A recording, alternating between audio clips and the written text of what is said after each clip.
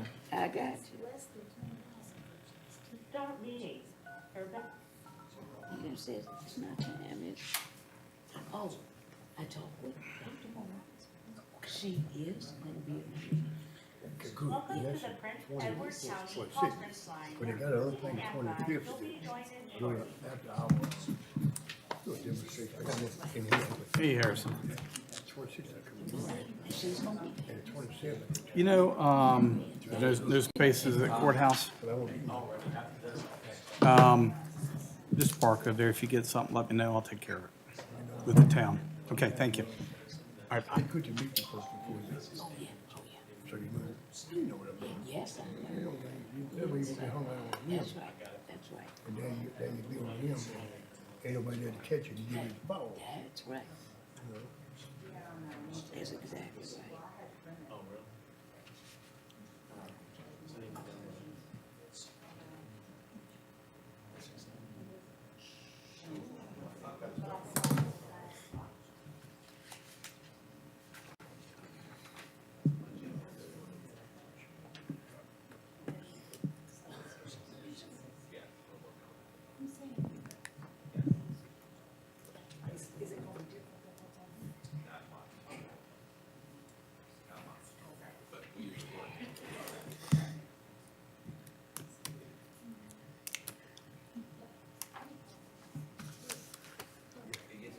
See which one I got to come to. Cause I ain't got to come to them.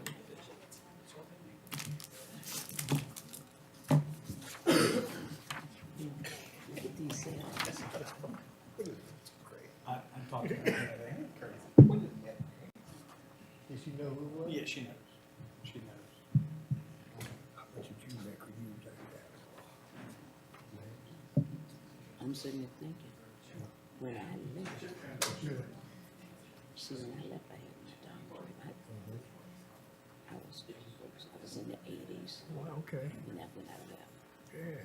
But I think about it, when I first started, I was making little more. You see, I've been a principal all my life. Okay. That's all the place I've ever been. Okay, it's okay. I got you. And Yeah. I've always made it because I got my master's and I got my doctorate. Yeah. So I strive to make it. That's when it went up. Yeah. Get that work, yeah. But if you don't have that, you don't make that much. Exactly. I didn't know Shaw County was so slow.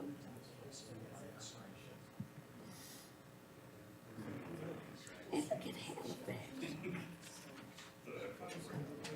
Halifax in that big new high school.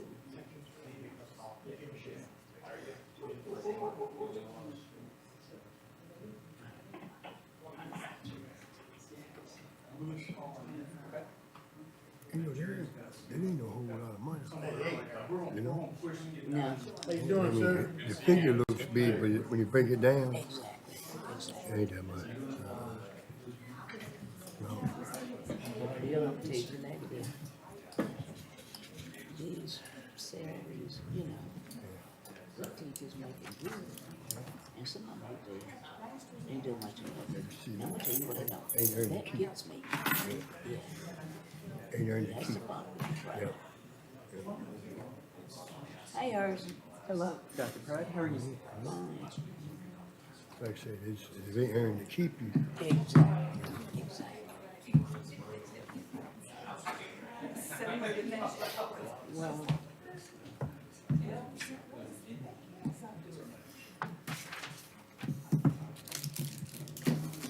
well, I just look at this.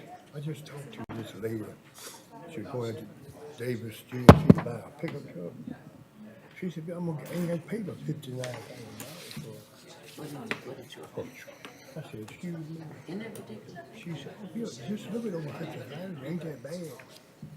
And I'm in my car having a seizure. Thinking about, could I get around to, going to the pickup truck? Right. And I said, I can't believe you're doing this. Because she got a little age You on know, her. the price of paying for this, Man, it makes no sense. Makes no sense. you know, she retired. The job pays $59,000. And really ain't got to go nowhere, not just anywhere. You know, it ain't like going, like driving to Richmond or Richmond to work, She's ready to, yeah.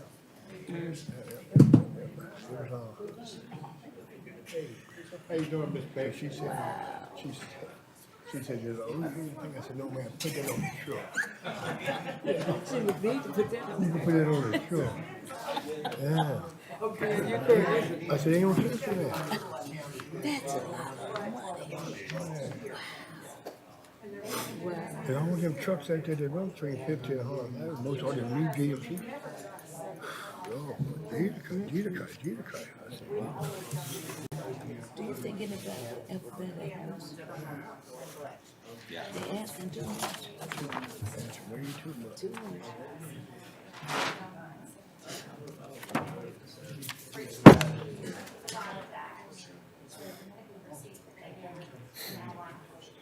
Hey, you coming? I'm sorry? Okay. All right, thanks. I would think you wouldn't have to go to Has anybody heard from Patty? I haven't heard anything. Testing. Did you call the house? I'm gonna call her right I now. was gonna say, cause I called. I haven't heard anything from her. I'll call her right now.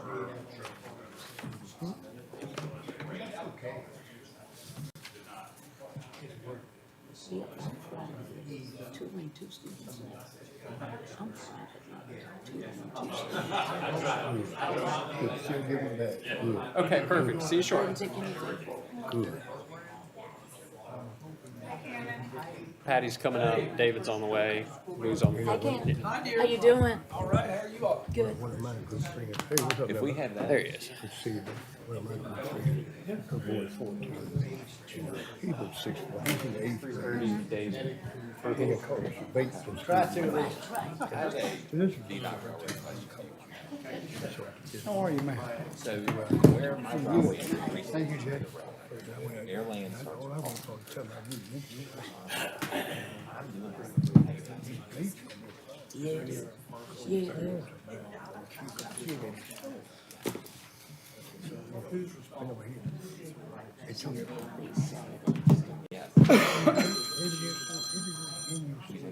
Yes, sir. You know the railway.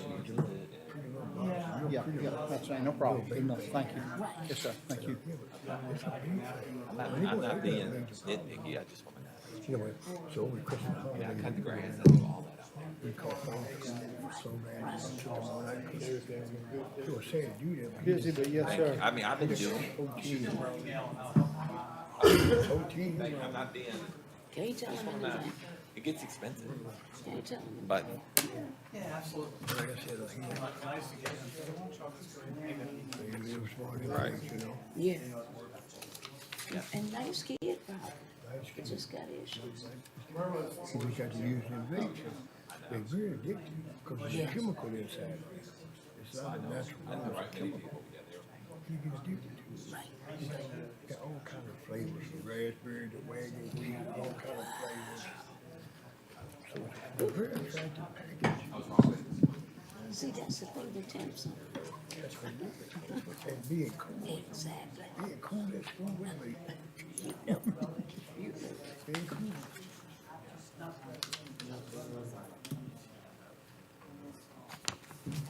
Friday night. Friday night. That was on Steve Bell told me. Steve Bell come out and said, "Here, you come to me."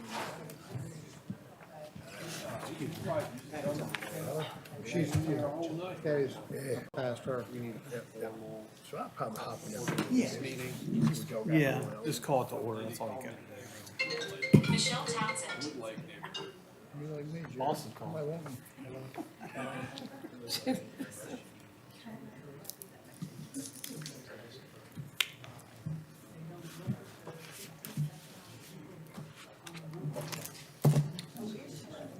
Yeah, I'll go through just kind of stuff. Mine will be, yeah, just get feedback on you guys. Yeah, here this weekend. but we'll do this part.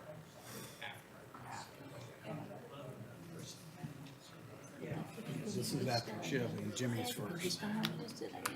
Jimmy's before. Yeah, yeah. Yeah. It's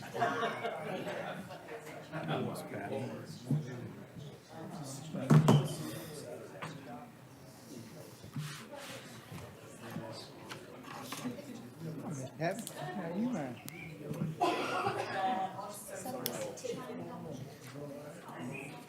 Hey, Patty.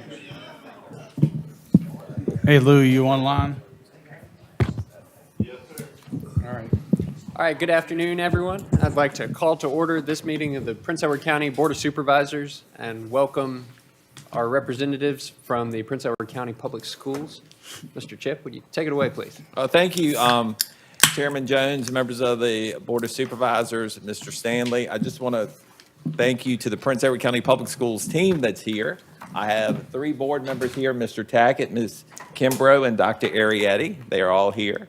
And then Mr. Foster, who works with us with the data and CTE, Ms. Virginia Jones, who works with us with finance, Ms. McClure with their grants, brings in some additional funds for us, Ms. Garrett, who does instruction. So they're all here to support and answer any questions that you may have. Also in front of you, you got a cookie from our CTE department. So these are made by our students. We have a new machine where the students make these with the writing and different things. It's called the Eddy, so for edible, but it's just different things, and so they enjoy doing that. We have one student in particular that loves to do this. She just finds great joy in making cookies and decorating them. You give her an idea, and this she produces. Wow. So pretty impressive. But just to give you a little overview of Prince Edward County Public Schools, where we are, where we want to go for the 26-27 school year. I will say, you know, I said it the other night at a board meeting, getting ready to be 8 months into the job as superintendent for Prince Edward County Public Schools, my first budget season with Prince Edward County Public Schools. So, you know, I'm new, I'm still learning, but we do have a vision how we want to move forward to keep progressing the division, not only for their students and their staff and their team, but for the community. Because I know what a vital part economic development and schools play for each other. So goals, if just I said I knew how to work this. I think I'm pressing the right button. That don't mean nothing to this stuff. I can keep clicking.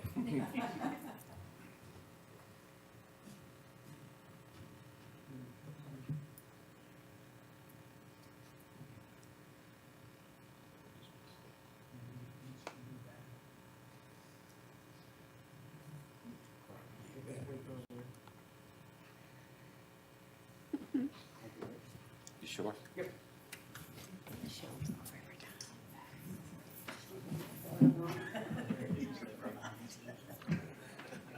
Technology at its finest. You ready? There we go. Whoops. I didn't do that. There we go. It works now. So you take the batteries out and pop them back in. Just a little bit about the goals. Prince Edward County Public Schools goals when it comes to budget. That's on your next page under goals is staff compensation and benefits. One of the things, as you know, recruitment and retention of staff is a key priority for Prince Edward County Public Schools, and the school board has made that, you know, when I was interviewing to come to Prince Edward County Public Schools last spring and then, you know, July, one of the things that has been made very clear is that we need to recruit and retain quality staff. So we're working on how do we do that. Staffing analysis and the organizational capacity.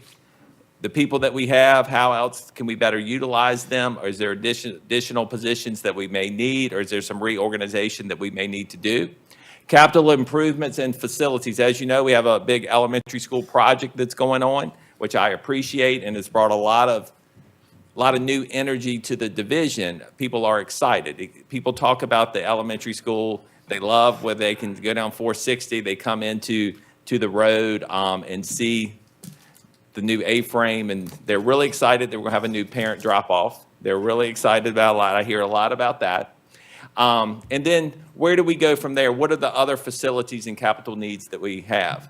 transportation, fleet, and safety, because one of the big responsibilities that we have, of course, is students and getting them to and from safely. And then partnerships, we have really focused since on partnerships, communication, academics, and safety. We want to make sure that when students enroll in Prince Edward County Public Schools, or if a family comes to Prince Edward County Public Schools, they may not always choose us, but we want to give them a lot of good reasons why they should choose us. So, our people, just to give you, I wanted to give you an overview. I don't know if you've seen this recently, but who makes up Prince Edward County Public Schools as far as staff? Teachers, we have 145 full-time teachers and 2 part-time. Instructional assistants there, it could be paraprofessionals that either work with students one-on-one, depending, or they work in a classroom, or they work as reading assistants. We have 32. Bus drivers, 43 bus drivers. School nutrition staff, 24. That goes from the elementary, middle, and high school.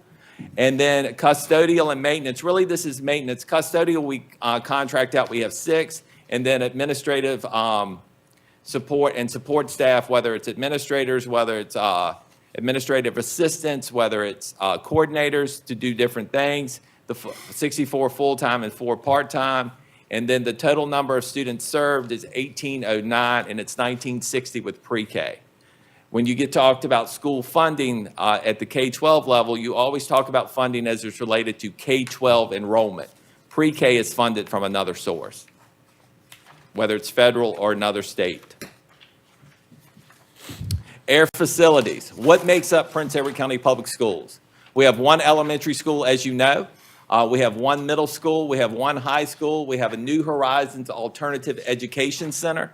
That is where students that may have some behavior issues or something that can't learn in the traditional setting go into their New Horizons Education Center. And it may be for 9 weeks, it may be for 18 weeks, it may be for the year, it may be for a semester, just depending on what is needed for the student. We have a Career and Technical Education Center, which is right across from the high school. We have a central office, we have a maintenance shop, we have a school nutrition office and warehouse. We have the Barbara Johns Auditorium, we have an office for the special education. We have a transportation, and we have a transportation facility. We run bus routes. It's 33 bus routes, actually. We run 3 activity routes in the afternoons in case students may need a ride from sports or after-school tutoring. And then the number of students for special education or students that have disabilities that cannot ride in the regular transportation, there is 9. So those vehicles may go within the county, or if a student has an outside placement, they may go to areas such as Chase City or downtown Richmond, just depending on and they go every day. The student groups that we serve, the number of students that we serve with disabilities, this is elementary, middle, and high school, is 296. And there's a process of how a student is identified with a disability. Gifted identified students, this is elementary, middle, high, 110. English language learners or English as a second language, 77 students. Students identified as homeless, this is 29 that's based on our fall data. And this number fluctuates throughout the school year, and that's based on when we do that data, but it may be if a family's gotten evicted, they may be living in a motel, they may be living in a camper, they may be living in a car, or they've had to double up with another family. And then economically disadvantaged students, this number is 338. And that may seem a little low for Prince Edward County Public Schools, and I'll tell you why, is because Prince Edward Schools is part of the Community Eligibility Program, which is CEP. Because of our poverty rates within the county, where our students are eligible to get free breakfast and free lunch. You may have heard back in the day, quote, back in the day when people had to fill out the lunch forms. Either they got free lunch, reduced lunch, or they were full price. Because of our poverty level, there's a program that's the CEP program, and these numbers are based on our direct certified numbers. These aren't numbers that we create. This is numbers that we get from the state of Virginia. And that is students that may be eligible for TANF benefits. They may receive some type of assistance. So that is what that's based on. And we get those numbers usually on a monthly basis, so we have to update our student database. So when we submit things to the Department of Education, we make sure it's all accurate because it helps impact federal funding and different funding that you may have. This year, we've had a focused attention on attendance improvement, academic growth, and social emotional support. Just this week, we're part of what we call a comprehensive instructional program, which is really started in Southwest Virginia. And it's a consortium of 77 school divisions that provide some assistance with curriculum writing, benchmark tests, and different things. And there's 54 high school in that 77 school divisions that make up this cohort. And there's 131 school divisions in the Commonwealth of Virginia, in case you ever want to know that. But 77 of these school divisions are part of CIP. And 54 high schools did fall testing.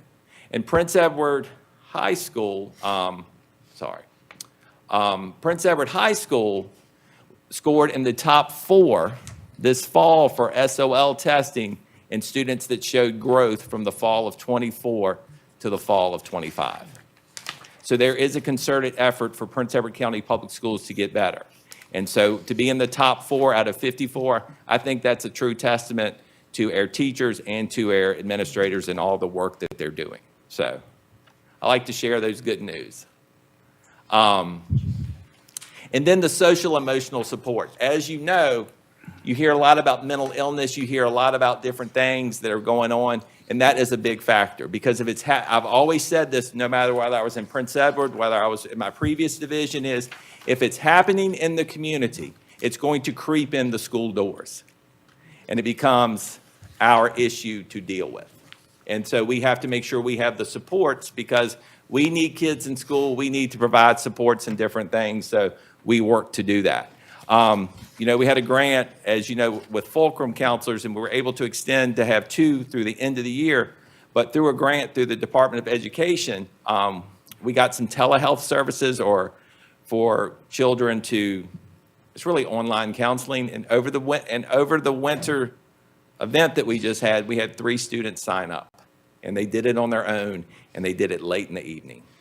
So that tells you right there is a need. So. The academic information, what do we offer at Prince Edward County Public Schools? We offer, and these are the different diplomas that students have the opportunity to earn. Advanced Studies diplomas, a standard diploma, applied studies diploma. And this just depends on the pathway that a child wants to take, really when they get into their 8th grade year, because there are high school credits that are offered at the 8th grade that will transfer into the high school. And then as you go down, there's certain criteria, such as for an applied studies diploma. So. And the accreditation status, based on the current accreditation, all Prince Edward County Public Schools, elementary, middle, and high school are fully accredited. So there are areas that we need to focus on, but we've put a concerted effort on. That is a reflection of the community. And when people come, they want to see that schools are accredited, and we can say that each one of our schools is fully accredited. And that's a testament to our people, which I'm glad to see. Athletic and student activities. This is what we offer. And today and tomorrow, just to give you a cap of how our students are doing, our girls varsity basketball team will play in the semifinals tonight at Prince Edward County High School. They'll play Randolph Henry tonight. Our middle school boys basketball is traveling to Brunswick to play in the 7 o'clock. They'll be in the middle school basketball championship. Our swim team had a dive competition today. They start their state competitions tomorrow at Swim RVA in Richmond. And then if our girls win tonight, they will play in the James River District Championship tomorrow night at Prince Edward High School. Our JV boys basketball team travels to Cumberland High School tomorrow to play in the basketball championship there. And then we have track that will leave tomorrow to go to Bruton High School to compete in the track champions. So there is a lot going on in these 2 days, but our students are excelling. So the athletes and all of that, whether it's the baseball, whether it's the football, whether it's the soccer, the track and field, the tennis, the basketball, volleyball, band, just got back from Shenandoah University, where they got to spend a weekend really learning from some of the top musicians in the Commonwealth. We had 3 students that earned a first place honor. One's proud father sitting right there in the middle, which is always good. And so it's always good, and they got to put on their own concert, so that's always exciting. Swimming, Scholastic Bowl, cheerleading, ACE, and golf. All of these things, they may seem like extra, but these are what bring children to school. And they help teach leadership and different things, and it's good reflection. It helps people see school in a different way. Career and technical education. What do we offer in that building across the road? Our on-campus programs, culinary arts. They do a lot of things. As you can see, gotten into a little cookie making. Have we taken it over the top? Maybe, but it is fun. Can't go wrong with a cookie. Agriculture. We currently have an agriculture program. We are currently recruiting for a teacher. Cosmetology. That is a program that we added this year, and that program has excelled. In March, I want to invite you all along with the school board to do a facility tour of the school division, and I want you to see this learning lab for a cosmetologist. It's impressive. And business, automotive technology, CAD, that's computer-aided design, cybersecurity, business law, economics, and personal finance. We also send students for the Teachers Tomorrow Academy. That's at Southside Community College. That's a partnership with Longwood University. They travel to Keysville on a daily basis. We send students for the Governor's STEM Academy at Keysville. They travel each day. Governor's Humanities Program, that's at the Governor's School. And then we offer dual enrollment courses, where our kids, whether they're going to the Governor's School, can take dual enrollment courses, or they can take college courses at our high school, and they earn college credit. Usually, the students that are on track to get their dual enrollment degree usually graduate the weekend or two with their associate's degree prior to getting their high school diploma. And work-based learning opportunities. Currently this year, we have 13 business partners and students placed in work-based learning opportunities. From the fall till now to the spring, we have placed 90 students. And that's across the community. And Mr. Foster and Mr. Lee, I've done a great job with helping arrange that, but that lets our community see our kids and our kids see the community. Just today, we piloted a program with the Chamber of Commerce this year, and we had session 2 today, and it's a Certificate of Employability program. And so Ashley Crute from Hampton-Sydney actually came and worked with a pilot group of high school students on what does it take for resume building. And what do you need to put on a resume? What's too much? What's too little? Is 1 page too much? Is 2 pages too little? And different things. So we're working on that. Off campus, where we also send students to the community college, we send for welding, HVAC, electricity, and of course the teacher academy. Sometimes it's easier to pay the tuition for the students to go to Southside than it is for us to employ the teacher, because that's a very specialized field that has very specialized equipment that can be very expensive. So we're running the bus where we bus pool with Cumberland to send students there. So,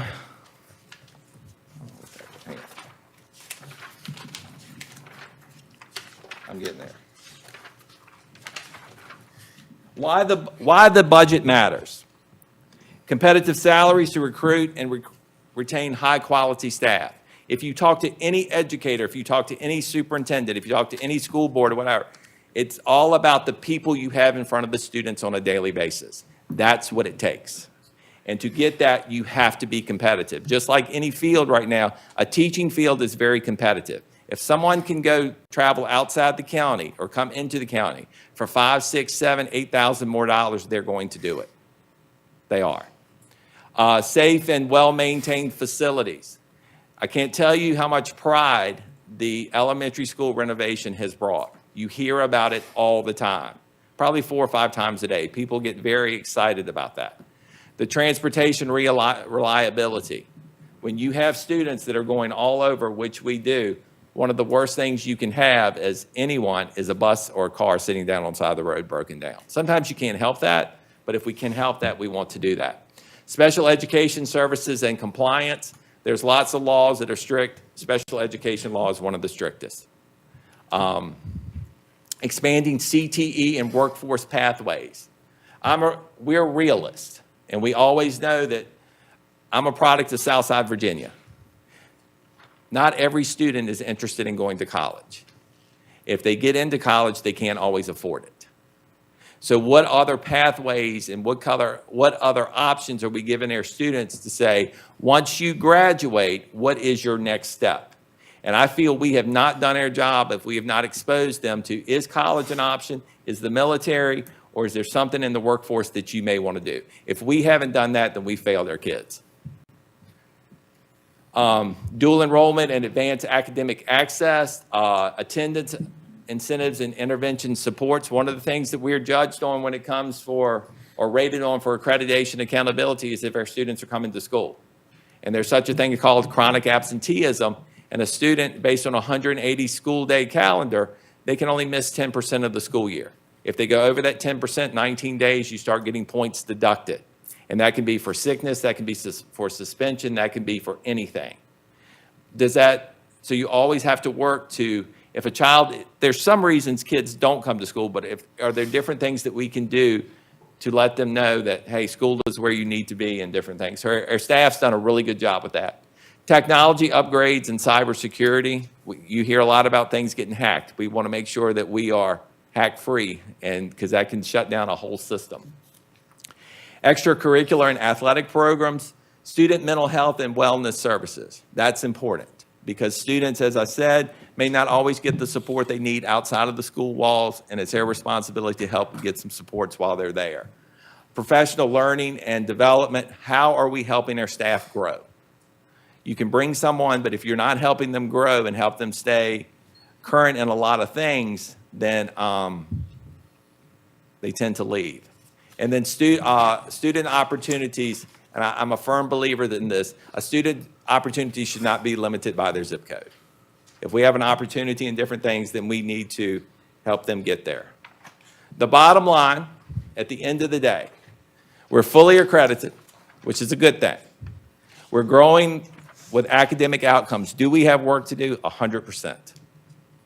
We won't ever be perfect, but we're going to be close to it. So excellence is always our goal. Expanding our workforce pathways, strengthening our attendance, supporting every learner. If a student enrolls in Prince Edward County Public Schools, it's our obligation to teach them. And then we have to reach to make sure we get it. Sustained funding ensures maintain momentum. We meet the mandates, we support students equitably, and prepare graduates for college, careers, and the service. One of the things I talked a little bit about professional development and leadership growth. We've really put a concerted effort on this really all year. And if we have people in positions, how are we helping them grow? And my type of leadership is when I look at the leadership overall, yes, I'm the superintendent of Prince Edward County Public Schools. Yes, it all rests on my shoulders. But at the end of the day, the principals are the leaders of their school. Central office and their departments are the leaders. What am I doing as Chip Jones, the superintendent, to help them grow? So one of the things, we've done a big professional learning series with our principals is we're focusing on two essential questions. How do we build our individual capacity to support our teachers' growth? And how do we ensure the quality of instruction reflects the learning our students deserve? They were two questions going into the school year. And how do we accomplish that? And we've gone in, and it's really a set way of going in, collecting data in the classroom, coming back and debriefing. Going into another classroom, collecting the data, coming back and debriefing. And then it's a follow-up. We're working on the follow-up of giving feedback to teachers this spring.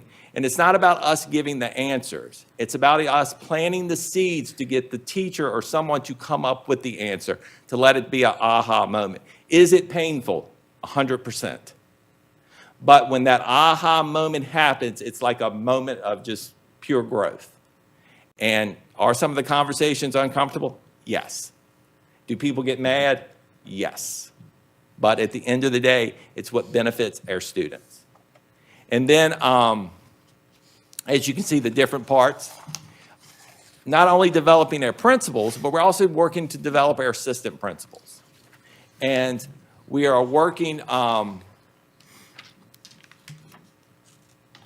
we just started a leadership series with Omega Wilson, Dr. Omega Wilson.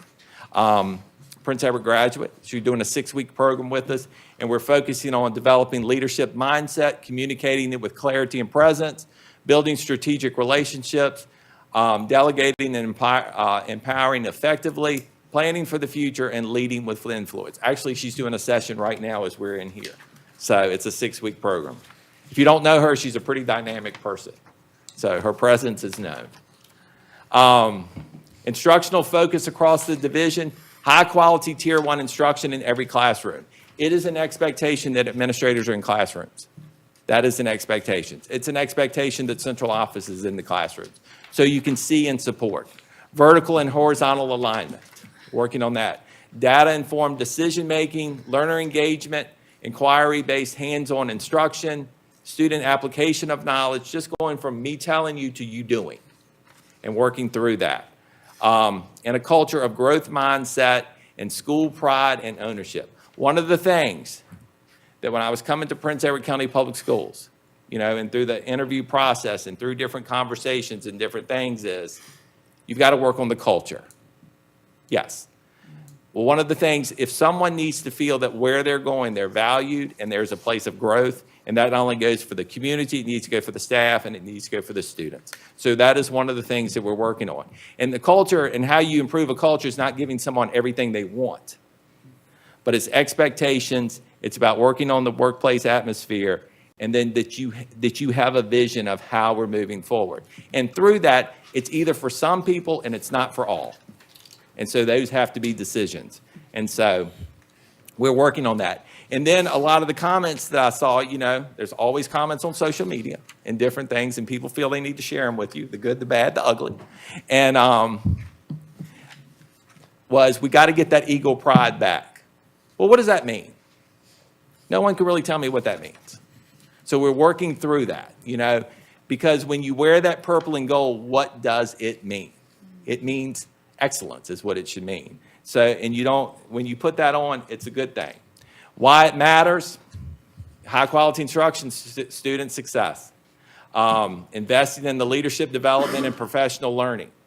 You know, that's one of the obligations that I have is to make sure everyone's growing. And you want everyone that works with you to grow. And you want them to grow where they're able to leave, but you want to treat them right so they stay.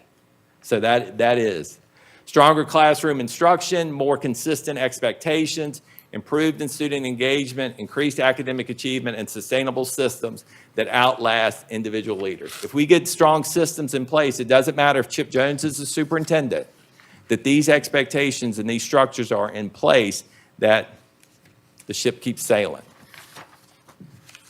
Where we are with the curriculum, I won't go through all that, but they are the different, because you'll have this, the different curriculums that we use. The next thing on there is the governor's budget highlights. And as you know, we talked a little bit about this. The budget that we are working on was made from Governor Youngkin and his biennium budget that was released in December 18th of 2025. Since then, as you know, we had an election, we have a new governor, we have a new General Assembly, and we are waiting on the budget. But these numbers are based off a budget that we got in December. I have no idea what's going to change, but I would imagine it's going to change somehow. I have not seen any of the budget bills or anything. I'm one of these people, I can listen to a lot of things, but until I see that print of what it's going to be, you know, there'll be a House budget, there'll be a Senate budget, then there'll be a General Assembly budget, and then there'll be a governor's budget. So there's 4 different things that we need to get through. But as you can see right there, let me get there.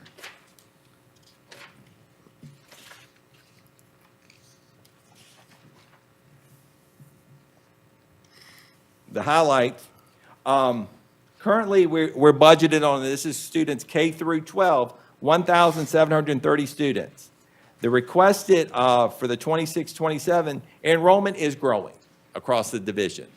The Weldon Cooper and the Department of Education is projecting us to be next year at 1,775.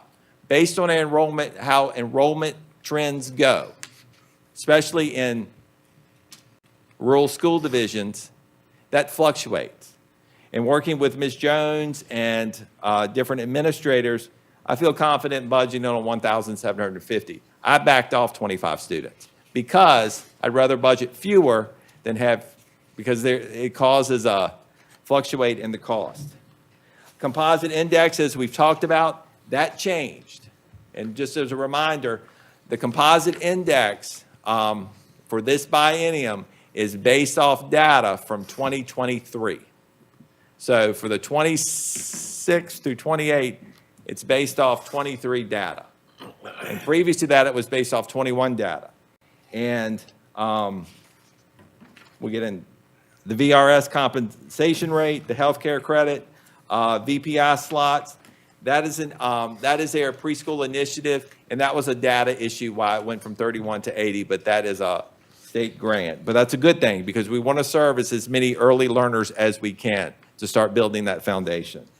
And then the K-3 class size ratio, we get funds to keep our class sizes in K through 3 at a lower cost or lower slots. As you can see, the next part is the governor's projected comparison, where we are for this current year, and then for the proposed year, you can just see the different incentive programs that are there. The next for the federal funds, that is funds that we may get for our title funds, Title I, Title II, Title III, Title IV, Title V, special education, different grants that we may get. And we are projected, based on federal funds, to have an increase of $427,000. And as you can see, there are the different federal programs that are listed there. And those programs have strict guidelines, what you can use it for and what you cannot. And you don't cross that line of what you cannot, because the feds are nothing, they come and audit, and so they keep us straight. For the state budget, I'd let you know that we're basing this on 1,750 students. As you can see, the different fluctuates of the enrollment over the past 3 years. And then there's a reminder about the composite index. It's based on the value of real property, adjusted gross income, and taxable retail sales.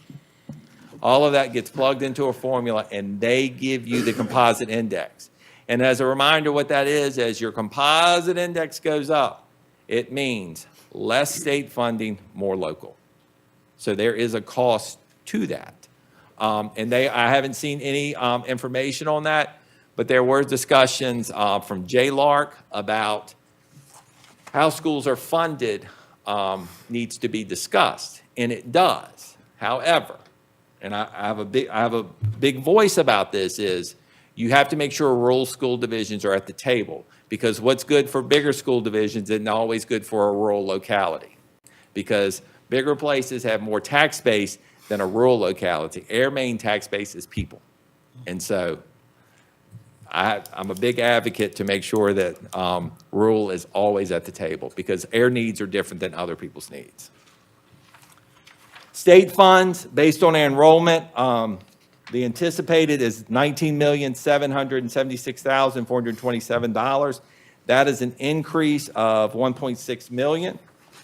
As you can see, the different incentive programs and the composite index that are there. Other state funds that we get in are like our VTSS grant and our Jobs for Virginia grant. Flipping over, the next thing, and what your local funds, because I know your Board of Supervisors, you have lots of people knocking on your door. I get it. And there's lots of support in accounting. So the request for the I have to make sure I get all these years right. The 26-27 school year as compared to the 25-26 school year, I'm requesting an additional $400,000. And I'll get into that, what that will go. And so currently you give us $12.2 million. I'm asking for $12.6. And when we were working through the budget, I know the different constraints that you're up against. I get that. I'm a citizen. I live here. I know. Nobody ever wants anything to go up. I get it. But, how can we look at our current budget and then look at where we want to go prior to there? Everybody always has a want. But what are the needs in order for Prince Edward County Public Schools to move forward? And as a superintendent, when I recommended to the school board is, to move in the direction that we need to continue to move, a request of an additional $400,000. Next page. Other funds. This is money that we get back through the year, and you can see what it may be for: rental of property, sales, surplus. If somebody's retired and they pay their health insurance premiums to us, Medicaid reimbursement, diesel usage, E-rates, any rebates that we get in. That is what that is. It's like a receipt book that comes in. Revenue changes, as you can see, $400,000 from the county. I think the debt service is going up by $7,000. State funds, increase of 1.6. Federal funds, 427. Our strategic priorities. Prince Edward County Public Schools priorities funded with the new request within the budget, and looking at it, the salary scales within the division. Right in front of you, I put a spreadsheet of the Region 8 schools and where Prince Edward County Public Schools fares, and when people are looking, where do I want to teach? And they look.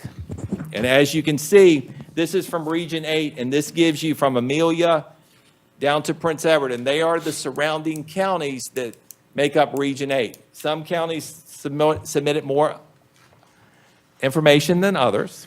But where do we rank? Currently, as you can see, at the minimum scale, there's 7 school divisions that are higher and 4 that are lower. So I wanted to give you that information because I'm sure there's a lot of information going out there. You know, Prince Edward County is in the top 4 or 5. Well, not really. We're not. And then as you look, our starting salary is $50,000, $827, which, yes, in Southside Virginia can be a lot of money. But I think about the investments people have put in their education to get those degrees and different things. And teachers are always having to go back and recertify. And then you can see when they get to 30-plus years where they are. One of the things that we are working to do, and I think when Dr. Cox was here last spring in conversations, was how do we become more competitive? Because as I said earlier, I want the best of the best in front of our kids. And how do we do that? Culture, yes, helps, absolutely. But pain does as well. And with this, as you can see, working with the school board and through our salary study and different things, if everything works well with the budget for the 26-27 school year, the starting salary for Prince Edward County Public Schools for a teacher would be $55,000. That will put us at the top, and that will make us competitive. I want us to get to the part where we're recruiting the best, and we have an application that you have to choose from the top. And I believe one of the questions that was asking me, if we increase the salary scale, will people come? I feel they will. I do. And currently, the salary steps for a teacher scale in Prince Edward County Public Schools goes up in the 40s. Goes from 0 up in the 40s to 44 years or whatever. And we're condensing that to a 25-step scale. Just so it's pretty aggressive and it's competitive, but as we keep moving, that's what we need to do, to put Prince Edward County Public Schools at the top, because I want us to be the premier school division. Health insurance increase, always looking to make sure our benefits are affordable. Assistant principal and assistant principal, one of the things that we're able to do, you know, and talking with administration and the needs, and I'm not one that always wants to add more administration. I'm not that person. However, as I've gone in and out the schools, and I see the need for instruction, I see the need for people being able to get into classrooms, and being a principal is a lot. Dr. Pride, you can relate. There's so many fires every day that people want you to put out. It might not be not a real fire, but the fire to them. And so, but in order for us to improve instruction, in order for us to work with teachers, we have to be in the classrooms. And when we're in the classrooms, I need people taking care of the housekeeping issues, such as maybe it's student discipline, working with family members, you know, going over to the building maintenance and different things like that. So adding these positions. The 3 mental health counselors currently, that would be putting the mental health counselor at our elementary, middle, and high school. 2 instructional assistants. One of those would be in our New Horizons alternative school to help support in case students that come in there, that we're still responsible for their learning. And then one at our high school to assist if we have to offer online classes. It's more like a proctor of the classes. Governor school slots, increasing by 2 next year and 2 the following, 4 slots across 2 years. So our students that sometimes are our top learners have opportunities as well. Sometimes, depending on who you talk to, we focus so much on the students that aren't getting it, that may need extra support. What are we doing for our top students? And how are we helping them grow? And the governor's school gives a great option. Increase in site improvement. What that is, you can ride through Prince Edward County Public Schools anytime. And we could probably pick out 15 capital improvement projects that need to be done right away. Just maintaining and improving what we have. A recruiter. One of the things that, and that's not a position that we would keep all the time, but we have teachers that may be on provisional license. We have teachers that are from, we have international teachers. We have different, and we always need to be out recruiting the best teachers and recruiting. So a recruiter position to help someone that can really just focus on that all the time. Vehicle replacement, always looking to make sure we get an aging fleet or we have vans that need to be replaced. I think our average van right now has got 220,000 miles on it.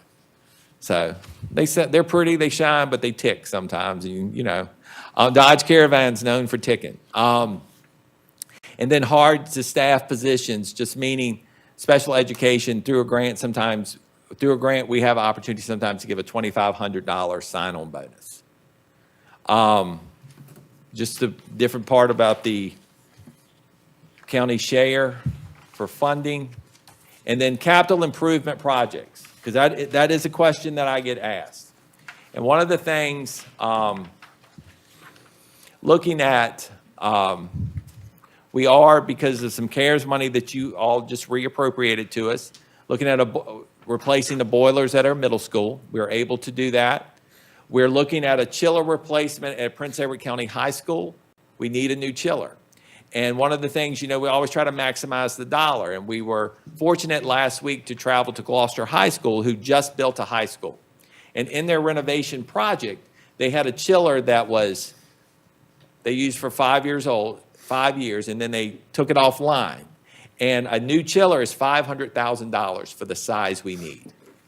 For us to, and Mr. Good and our maintenance team, and they met our service company there with the records and different things, we have an opportunity to purchase this chiller, have it installed and brought to Prince Edward for a little less than $120,000. That's a huge savings. And it would be worth the investment. Just looking to do, huh? What's the typical lifespan? You know, we've been working with Joyce Colburn through Honeywell, because they have our maintenance, 20 to 25 years. So, and it's been well maintained. It actually looks brand new. So I think they used it 3 years, kept it under tarp for 2 or 3 years, and through their renovation process, let's get a new one, and they did. So different times. Repaving the parking lots across the division. We have lots of pavement that need some attention, especially since this last winter event. Athletic fencing at the football field and the baseball field, you can see that when you ride by. And then looking at, we just did we did the fence out behind the playground, and always looking at that, which we appreciate. Elementary school renovation project, that's ongoing. The Barbara Rose Johns Auditorium facility improvement, we're working on that. And then at some point, the conversation, I know we're doing the elementary school, is there'll need to be a conversation about the high school. There's lots of needs that are done at that need to be for the high school. And then just general maintenance, the painting and the general facilities. I would say some of the rooms at Prince Edward County Public Schools haven't seen a coat of paint in a long time. And it just brings up different freshness to it. And then with their tennis court, all those tennis courts, we have 6 courts. We're fortunate to have that, need some resurfacing. So we are working on that. We're working out a deal right now, or a partnership with Hampton-Sydney and Longwood. Our students can practice tennis on their courts, but they won't be able to do competition play. So We can get them, we can fill in the cracks enough for our kids to practice, but when you get into competition play and different things, we are working on that. So with that, that's Prince Edward County Public Schools in a nutshell. There's lots that goes on. We talk about how legacy fuels us, pride drives us, and excellence defines us. That is the slogan that we came up at the beginning of the year, just taking in the history, what we want to do, and excellence. So with that request, as the budget, if this budget was to stand with the governor's budget that was entered with Governor Youngkin in December, my request from the Board of Supervisors in additional funding would be $400,000. And that would help put Prince Edward County Public Schools in a good spot. That's all I have. Thank you, sir, for your presentation. I think Mr. Gillum on the line has a question. Yes, sir. Yes, can you hear me all? Yes, sir. Has any thought or discussion been putting in about possibly you all in working with Longwood, Hampton, or on your own, but training for firefighter one or EMS, all of these, a lot of needs that assistance these days? Yes, sir. That is a conversation that we can have, because we would need their partnership, especially Hampton-Sydney and the community college, because that is an expensive program to outfit. But absolutely, because I do believe our kids would be very interested in doing that. So yes, sir. We're always looking and working with the community college for offerings for our students. One of the things that the community college is bringing this year, and they're working on the number of slots. Each school division is allocated a number of slots, is forestry. So we have a forestry program. So we're hoping that our students will be eligible to participate in that. So we're always looking. Yes, sir.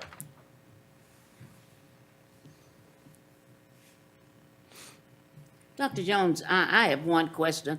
Excellent presentation, and thanks for all of the work you are doing in Prince Edward County, because we can definitely see it. What do you feel to be your greatest challenge since you have been here? Or can you think of one that just sticks out? Dr. Pride, that might depend on the day. But my biggest challenge right now is the recruitment and retention of staff. Because there are positions that I have right now that are vacant, and I have, just depending on where the teacher is and the status of teacher license, that is a challenge that I have. I think about that often. How do I, as the superintendent, work to make sure that we get the right people in the right place teaching our students? That right there. Yes. Thank you. Mr. Chair, if I can, quick question. Please.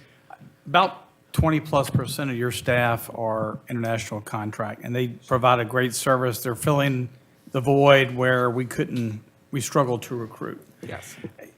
They cost you I'm guessing, at the end of the day, more than, say, a starting teacher would. So, or close.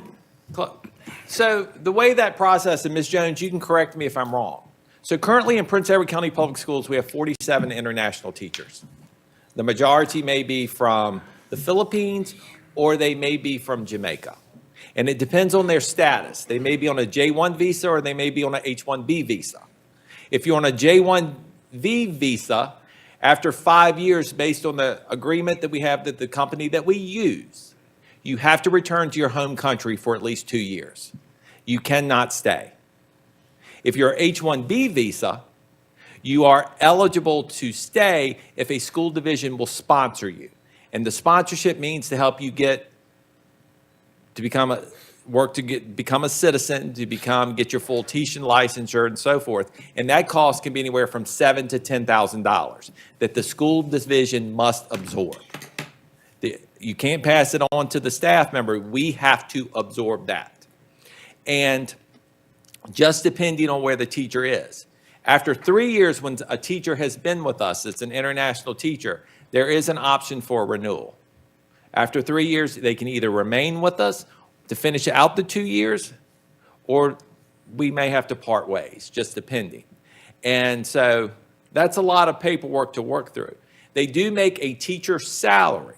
However, we do not pay benefits to the teacher, correct, Ms. Jones? We pay it to the company that we're working with, right? There is a fee that is associated with that. And that fee can be anywhere from $17,000 to $22,000 per teacher per year. So we don't offer the health insurance. They get all that through their company and different things. We pay the salary. So if you ever hear that we're not paying our international teachers what our teachers are making here, that's not true. 100% not true. I've never had the experience of dealing or working with a school division that had international teachers, and I've gotten a crash course in it 100% and learned the different things of, so, and just working through that. Well, it's certainly, even with projected increase in starting salary, ultimately, I think, one, you're going to have teachers that are going to be here longer than 5 years, but two, Yes. you're maybe saving some at the end of the day. Right, as and well. that's a conversation that we're having with the school board right now. You know, if you're at the point where we can sponsor, are we going to sponsor? And then working to, if we make that investment, we have to have a little teeth in this too. You know, if it doesn't work after a year, you know, of that, how do we work out that wording that there's a little benefit for Prince Edward County Public Schools? And that's just being responsible. So, you know, that's another thing that you may hear in the community that is, we don't want to sponsor. Depending on the visa status, we may not be able to, but then that is an additional cost that we have to determine. So, we work with an immigration attorney on all that as well.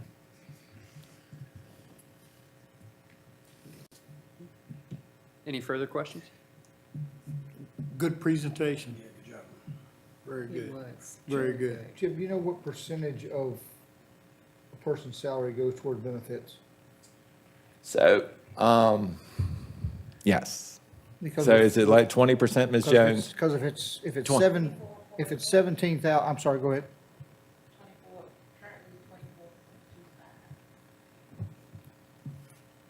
Which is a fourth. Yeah. So at 5 years, a fourth of the salary at 52,112 is gonna put you at your 17,000 then.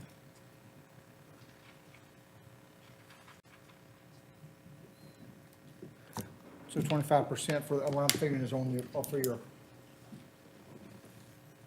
Sir. the people that you're paying the salary to, but not paying that, 25% of their salary figured is going towards another company. Yes. Yes, sir. And they move here, they get a relocation loan. I think it's $2,500, right, Ms. Jones? It all depends on the company that we have to pay in advance, right, Ms. Jones? We've worked through that, and then the teacher pays us back. It's all, they bill us, and then we bill the teacher. Are they required to stay 3 years wherever they're hired? Well, they have an That's- opportunity to stay That's- 3 that's years. what That's what I should have Yes, said. they have an opportunity to stay 3, and then they have an opportunity to stay 2 additional years if their progress has been satisfactory. So, Even if you want to keep them at the end of 3 years, if they want to go somewhere else, they're eligible. yes. So it's like a free agent. Yes.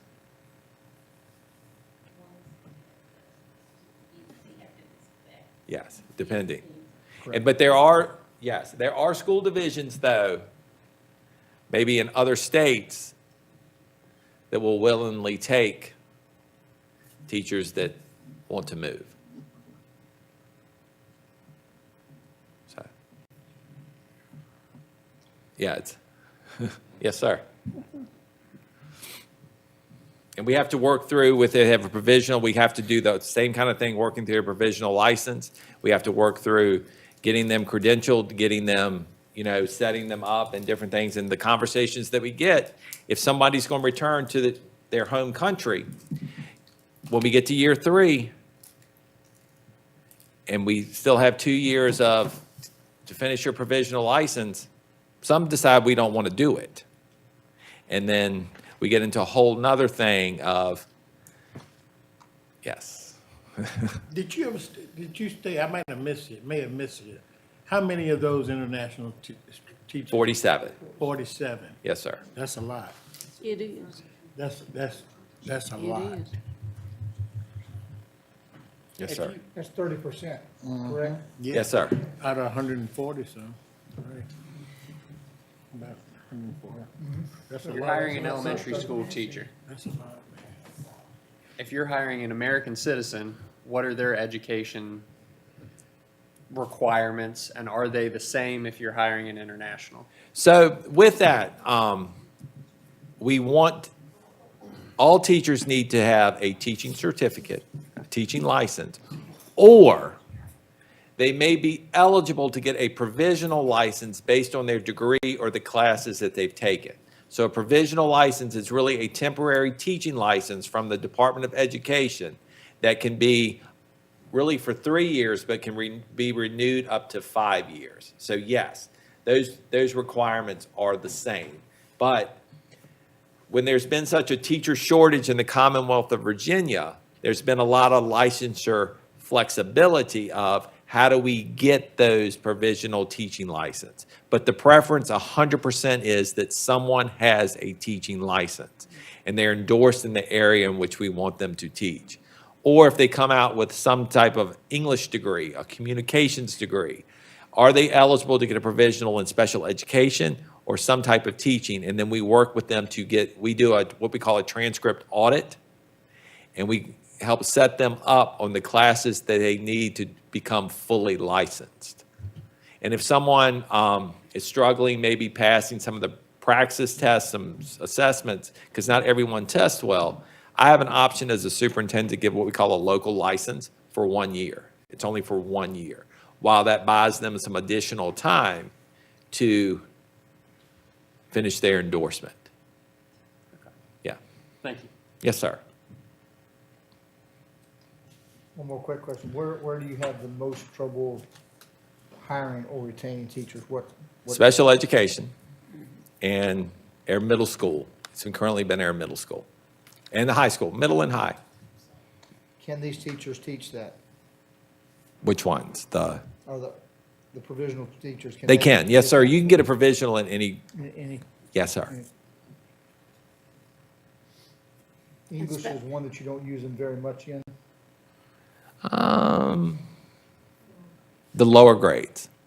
When students are, yes, in the lower grades. As students are learning the foundation for reading. And what percentage of the county is special ed? So we have 296 students that are identified as students with disabilities. Somebody do me some quick math off 16.38. And that's above the state average. Yeah, State average is Yeah. usually about 14%. wow. And so that's, that gets into a pretty deep conversation. And we just had this the other day is we looked at some data compared from fall 24 to the fall of 25. And we have a lot of students who were identified for services. And, is that the true student truly, of course, they've gone through an eligibility process. Is it truly from the disability, or is it from maybe some instruction? And just looking, kind of weaving through those kind of things. And so that's why we've put a big focus on what we call Tier 1 instruction. That is the direct instruction that a student gets from that teacher in front of them. So that's why, especially in our early levels, because that's why I need the best of the best. Because when you work with a population that sometimes comes in with some challenges, teaching here may be teaching different teaching somewhere else. You have to work a little harder on some things to build those foundational skills. That's why pre-K is so important.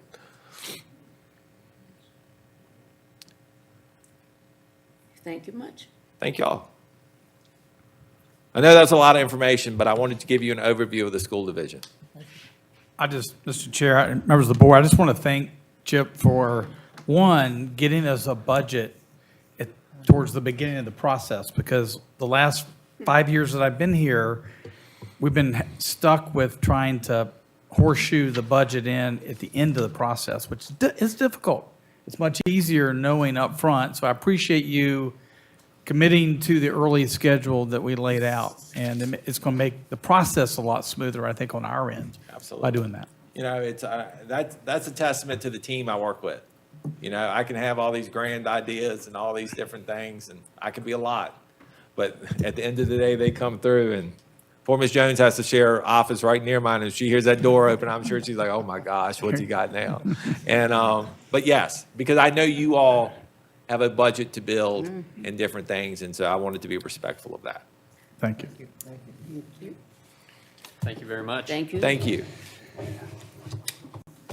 So next, we've got Jimmy Sanderson from Davenport. Jimmy's just, as we do every year, just going to give you an update on capital improvement planning. You know, obviously, we're, kind of in the throes with the elementary school project, and he'll show that, how that layers in. But the purpose is, again, to give you that financial snapshot of where we are each year. And I think, again, our financial picture continues to look fairly good, but we'll let the experts come and tell us that. And I'm going to Brunswick to watch a basketball game. I understand. Go Eagles.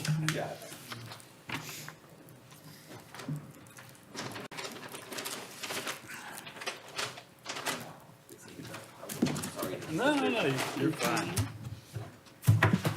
If you can, Hey, I got a chip cookie. one of those copies too, just so you have it. Yeah.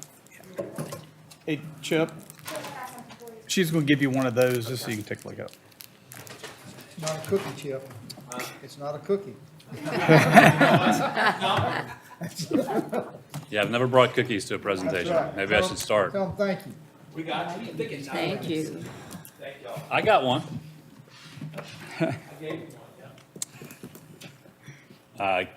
Good afternoon, I guess, right?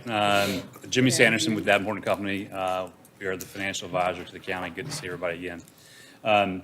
We've got a presentation similar to what we've given you before. We've gone back and looked at the latest audit, though, and added that to it. And so, again, I think as County Administrator laid out, this is a good opportunity to have your advisor come, just look at things, kick the tires, obviously answer any questions that you have.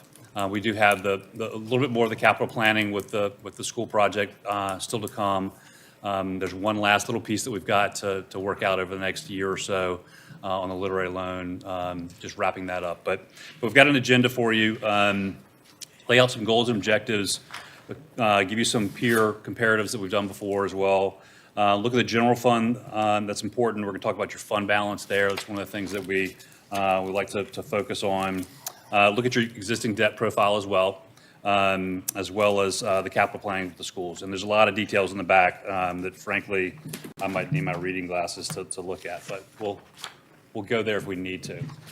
And I guess I should say, too, interrupt me, stop me anytime if you've got questions, no problem there. A couple things we want to lay out is our goals and objectives, give you, again, a sense and perspective of where you compare to other Virginia localities. Look at that historical revenue and fund balance trends of the county. It's important to see where they're used and what they're looking like. Look at your financial status, again, compared to the peer group that we put together, your general fund overview, your fund balance, and your operating revenues and your existing debt profile. And again, as I mentioned, we'll hit on the schools completion project. Flip to page 6. This sort of lays out a little bit of what you'll see later when we roll some of these up. But we've looked over, if you look over on the left, the county currently does not have a rating from the national rating agencies, Moody's, S&P, and Fitch. That's not uncommon. We don't necessarily need one in Virginia. But we did look at, if you look below that, we're going to compare you to national counties and then Virginia counties. And let's focus more so on the Virginia counties. There's 13 AAA rated counties in Virginia, and those are shown over on the right down the bottom by Moody's is what we're looking at here. There are 20 AA categories. There's more AA counties in Virginia than there are AAA, and there's only one single A, and that's Smith County again, a single A rating, one, it lets you know where you stand versus other small rating category, but it's not going to help you that much in the markets. Just to remind you, the rating categories are at the top right. AAA is the highest category, goes all the way down to, if you look in the far left, what we call Baa3. Everything below that is non-investment grade. Everything there and above is what we call investment grade credit. So you'll see those roll-ups before. Maybe one of the things to keep in mind, if you look at this later at night, when you're looking at the medians for Smith County or the single A category, there's only one county in there. So that's always going to be what Smith County is in each of those categories. The peer group that we put together, a little bit location where they are and population too. So we tried to keep it more in that central Virginia area. We threw in there Wythe County off to the left. They're similar in size to Prince Edward. And this is something that if you ever wanted us to compare you to another county that you had an interest in, you just let Doug know, and we're happy to add that later. Real estate tax rate on the next slide.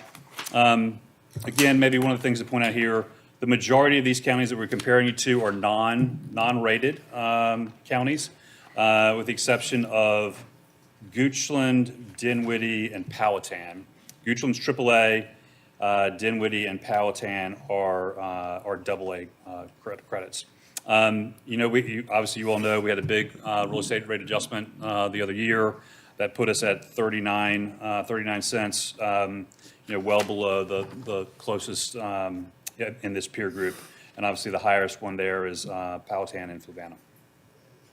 So from my perspective, having that low real estate rate compared to your neighbors and peers gives you flexibility if there was something that you needed to do to raise funds. You've got that cushion compared to the next lowest one, say Nottoway at 48 cents. So from a pure financial health perspective, that's a good place to be. Next slide, assessed value. Again, that's another area where you have improved. We had a big jump in 2025 on your assessed value. We've been fairly flat. I think we reassess every 4 years or so. Is that right? Right. So again, we'll probably lay pretty steady over the next 4 years until you do your next reassessment, and depending upon what real estate rates have done over that time period, your overall assessment may go up a little bit or down. But again, you're a little bit lower than the AA Virginia median. You're a little bit higher than the single A, which again is just Smith County. So looking at your general fund, and now we're over on slide 13. There's a few things that we look at here. In particular, the fund balance, and this is talking about fund balance. When Moody's looks at your overall rating score, the fund balance amount is 30% of your overall rating. So it's pretty important to the rating agencies, and you understand why, which is because, again, it gives you a lot of flexibility if something goes wrong either in your revenue side or your expense side. That unassigned fund balance is there to really protect you and make sure you can pay your bills during the fiscal year. 20% of that score is based off just overall available funds, and then 10% is based off what they call the liquidity ratio, which is really just unrestricted cash, which for you is, you think about it as your unassigned fund balance when you look at the audit. Others that think it's important, lenders as well as the rating agencies, but lenders, when we go out and sometimes we'll do bank loans for our counties that don't have ratings, they're going to look and see what your fund balance is for that very reason that I mentioned, that if revenues come short one year or expenses are higher, you've got another bucket of money that you can go to really plug that gap. It also provides you some one-time uses for capital investment or other similar uses. This is very hard to read. We do like giving our board members a history of your what we call our statement of activities, which is revenues and expenditures. The main thing that we look at here is, are there any anomalies from year to year or trend? And I'm on slide 12. And there haven't been. Your revenues have grown 30% over the last 5 years. And you continue to show surpluses on an annual basis. That's a positive. Obviously, you're adopting balanced budgets. That's very important.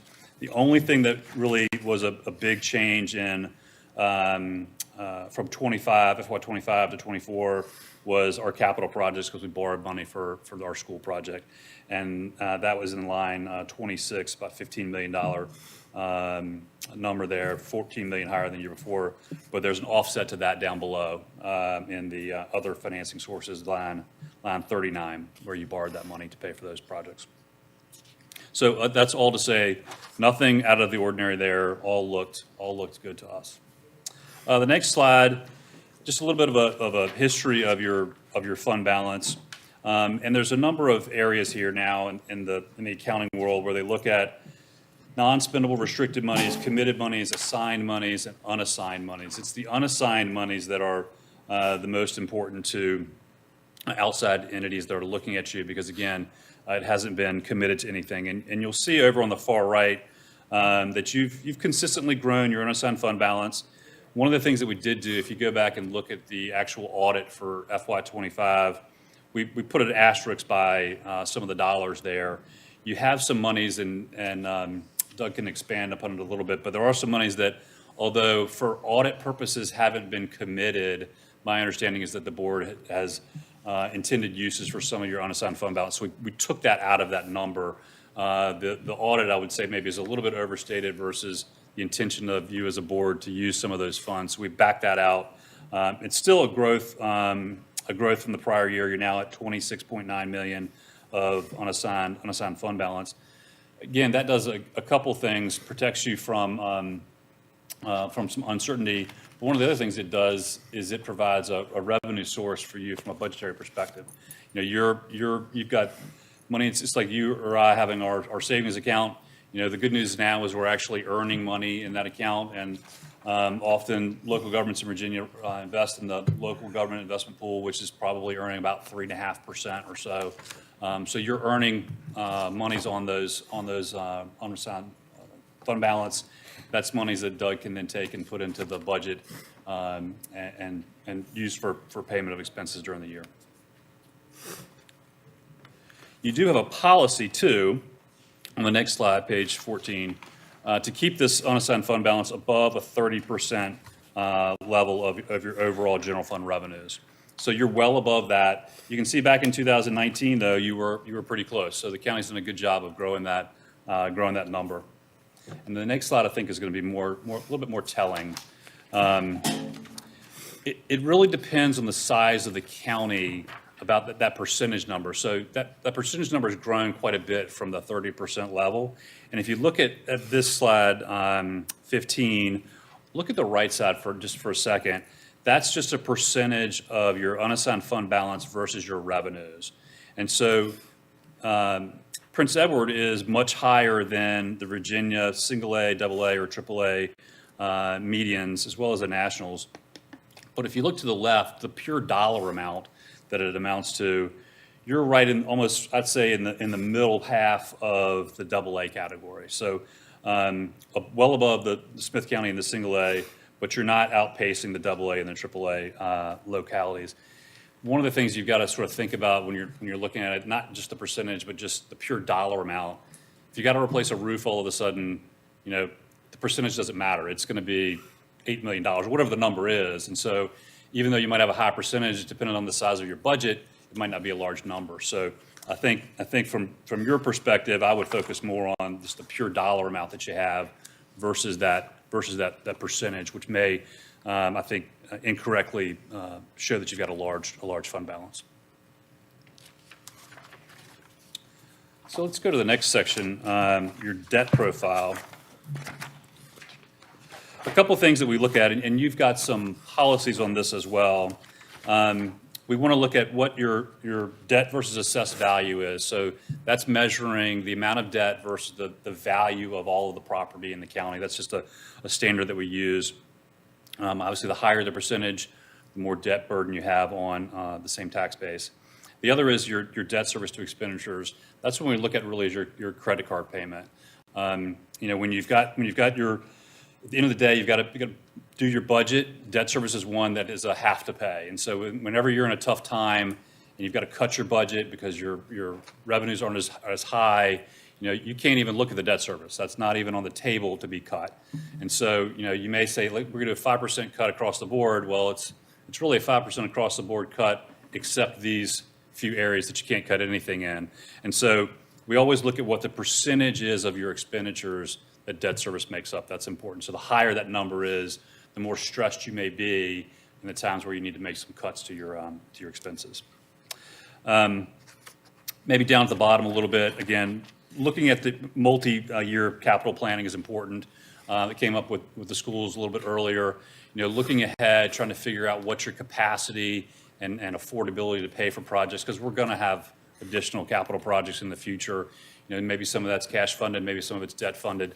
I think your administrator has done a great job of sort of planning ahead with the schools in particular. We started a number of years ago, sort of stocking away money to start to pay for that, knowing that it was going to be a pretty big, expensive cost, and we want to be able to pay it down prudently. But you also need to acknowledge that it's going to impact your budget. You want to try to limit the impact on your budget. Next slide. Here's your existing debt. This includes the first pieces of the debt that we've done for the school project, as well as a 2024 VMO VACO loan that you did, I think, you said E911, right? Radio system. Yeah, the radio system. And so all of that's included here. What's not included in here is the takeout the ultimate loan we'll do from the Literary Fund loan. That we've got a couple different options on how we structure that we still need to have conversations with the Department of Education on how we do that. But currently, you'll see here, your debt goes out to 2050. 2026, you're at 2.9 million. 2027, you drop down a little bit, 2.8 million. I think one of the things that we're going to talk about is maintain that budget level, and you're budgeting at that 2.9 million because you're going to have additional debt service that's going to come on, and that's going to help you limit the impact that you'll see here. We'll talk about it in a little bit. This is what we call a payout ratio. So it looks at how much of your debt you're going to pay off over the next 10 years. It's really a measure to make sure that you're not pushing back the debt so far that you're really burdening the next generation to the benefit of those of us that are here today. Your payout ratio is north of 50%, which is a strong payout ratio.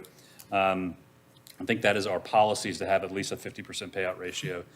That I will tell you this, though, for smaller jurisdictions that borrow less frequently than larger jurisdictions, this payout ratio is one that can get hit pretty hard when you first do a borrowing, because again, you're borrowing for a 25 or 20-year period, usually level debt service, which is going to be closer to a 15-year average life.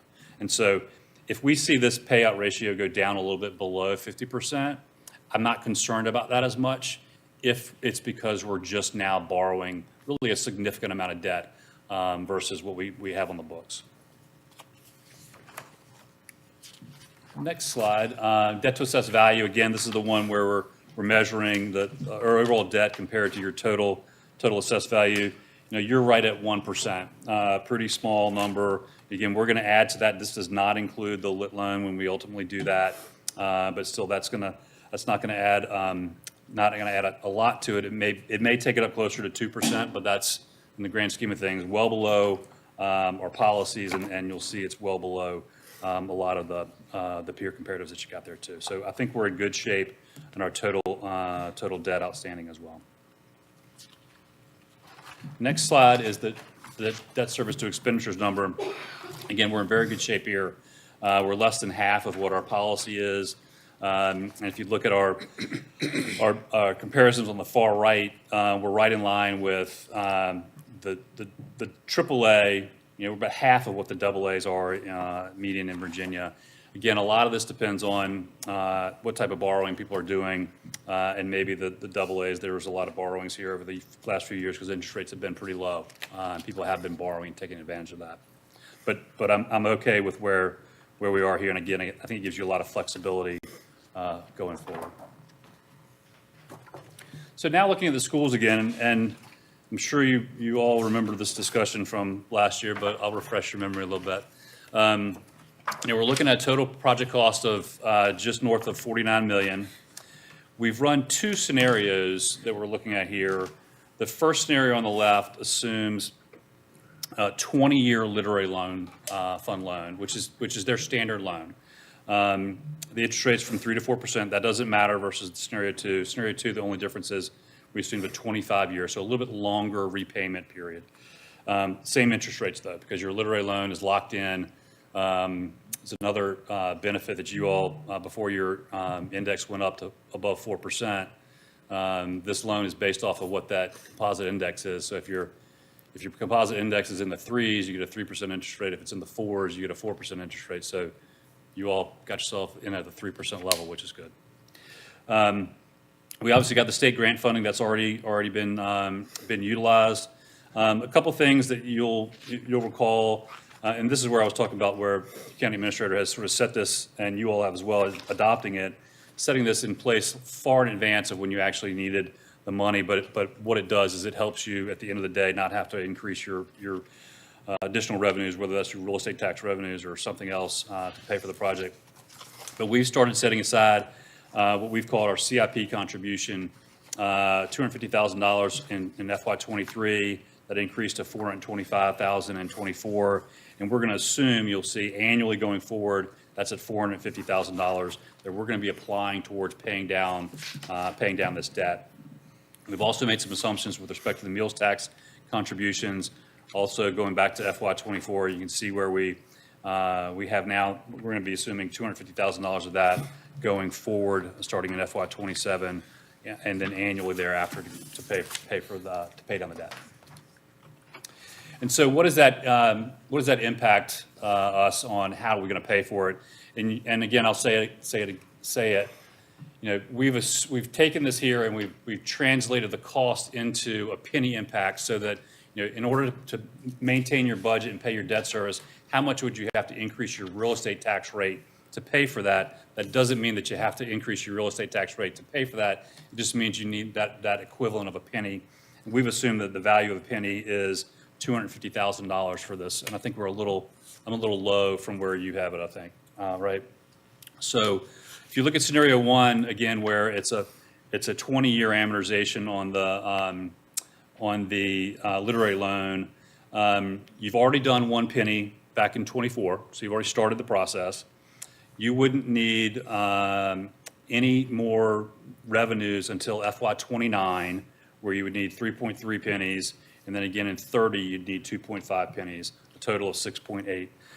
This is a little bit, it's two things. It's a little bit higher because we added into this the E911 cost as well. So that's included in here, but your value of a penny is higher than it was the last time we did this because you had that increase. Jimmy, just to interject, and part of the structure has been to try to, let's play it out and see what happens with that school sales tax issue and whether or not that comes into play. Obviously, we'll get rid of all of this, but, you know, worst case scenario, we needed to know when we move forward with the project, what's it going to take and how long do we have to plan for that? And Right. over the last couple budget years, as we showed on the previous page, we've been able to add to the funding in the CIP portion, which continues to help push off and reduce that future impact. That makes sense. Yep. And we'll get to that. We'll show that even more so on the next slide. But scenario 2, you can see overall it's about a penny less, and that's because we're paying back the lit loan over a 25-year period. Again, we still need to have the conversations with DOE, make sure that's a possibility. We've got a new administration. We've got new people at DOE as well, and so that's a conversation we need to have more closer to when that loan is really going to be fully drawn down. So, but that was 5.89 pennies on that scenario. The other thing we did run for you, and this was, I think, a carryover from when we started doing this back in '24, was what would happen if you were to sort of move up that penny impact. And so what we ran here is assuming in FY27 that we added either 1 or 2 pennies to our real estate tax rate right now to help offset this debt. And we did it for both scenarios, scenario 1 and scenario 2. And you can see that what it does is in some cases, not all actually, it reduces the overall penny that you need. So in scenario 1, there really isn't a reduction with just adding 1 penny now. Adding 2 pennies in FY27 sort of proactively would decrease the overall amount that you would need. It moves back in that first case, when you need a penny, really from 29 to FY 30 is really the first time you would need it. And on the right-hand side, a little bit more of an impact if you were to do 1 versus 2 pennies in FY 27. But again, the main thing is that it does is that if you look at the 2 pennies, for example, on the far right on slide 25, if you do 2 pennies in 27, you really are left with, about a half a penny out in 2031 that you may or may not really need based on on some of the assumptions that we've made in here. So again, that wasn't a suggestion. It was just giving you some information to make some decisions that you may need to want to make. So that's it, Doug. But I'm happy to answer any questions that the board may have. Thank you, Mr. Sanderson, for that presentation, for gathering all this information. It's dense, but you put it together in a really easy to understand way, so I thank you for that. I also want to thank staff, Mr. Stanley in particular, for specifically your fiscal conservatism with the way that you prepared for the elementary school construction project. I think that's been handled very, very well, and I appreciate that. No, none of us like to pay taxes or any more taxes, so we're trying to, if we plan properly, you minimize that impact and lower the expectation. I think the first time we looked at it was, oh, this is a 7, 8, 9 cent tax increase.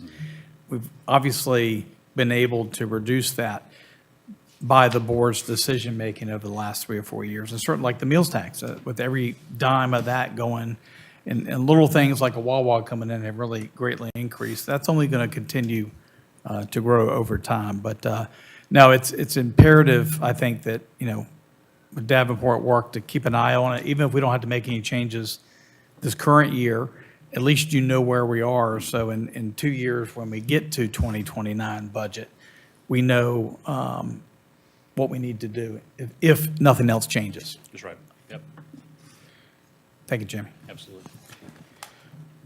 Mr. Chair, so I think the main thing, over the next 3 weeks, Crystal and I are in the process. We met with probably 2/3 of our county departments. We're in the process, and I will say, everybody is taken to heart my direction about being fiscally conservative and trying to keep budget requests down. So I will say that. When we talk about goals, this helps me build the budget that we're going to present to you, I think on March 10. Is that correct, Crystal? I think it's the 10th. So what we've got in here, and this is what I want feedback on, is we always put maintain or improve current levels of service, and mostly it's a maintain. We're not going to be proposing a whole lot of service level increase. Staying competitive with staff salaries, and the board's done a really good job with that. We'll talk about that down here below. And I think that bears fruit in that you do not see people leaving Prince Edward. Staff have stayed around. I think you can really do things when people stay 10 or 15 years and they get competent at their job. And I will say, certainly, we've had some offices like Commissioner of Revenue over the years that there was nobody in that whole department that had been there more than a couple years. And that really hurts your operation. So when you're able to keep and retain staff and people have that experience, you're performing at a much higher level. Third, continue finance planning for our capital improvement projects, whether it's the elementary school, the public safety radio system. We're responsible for about 77% of that 351. So we're making sure we've got all of that in the budget. And we've still got the animal shelter project. Hopefully, we'll be bringing something back to the Properties Committee in the next month. That's where I'm thinking that, we've been putting aside money for that project from the ICE facility, but maybe that's where we're able to either maybe dip into our fund balance and not have to borrow money for, I'll say a mid-sized project. If it's a $4 or $5 million project, and we don't have to go out and take on 25, 20 years of debt and pick up the interest, and we're able to do that in a fiscally responsible way, I think. And then we can repay ourselves from the money coming in from the ICE facility.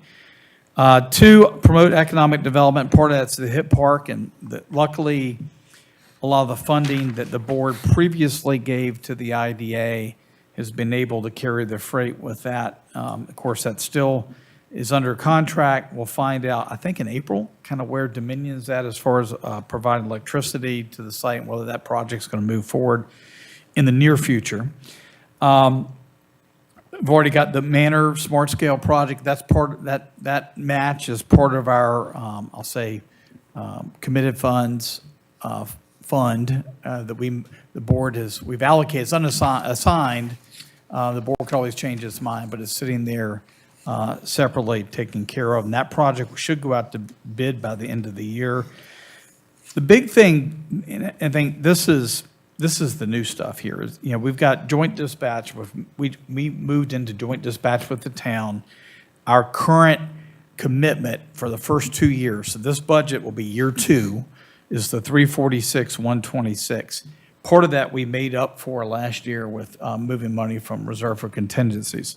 So we've got to assume that full funding for that, and that probably will grow depending on call volume in future years.